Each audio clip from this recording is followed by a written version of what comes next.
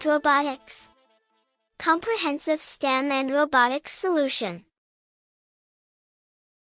Hello, students. Welcome to Edusoft Robotix. In this tutorial, we are going to create a touch alarm with the help of a buzzer, an NPN transistor, a battery, and a breadboard.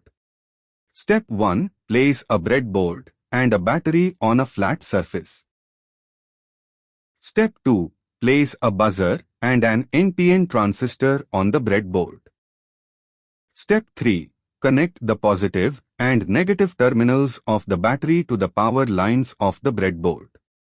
Step 4. Connect the positive leg of the buzzer to the positive power line of the breadboard.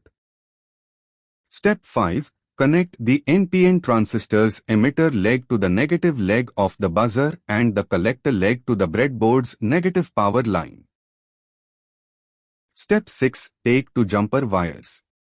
Connect one to the transistor's base leg and the other to the positive power rail of the breadboard.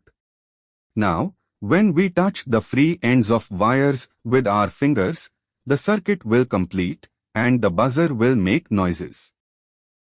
Here, we are using a push button to show the working. Now, click on Start Simulation to see the circuit in action.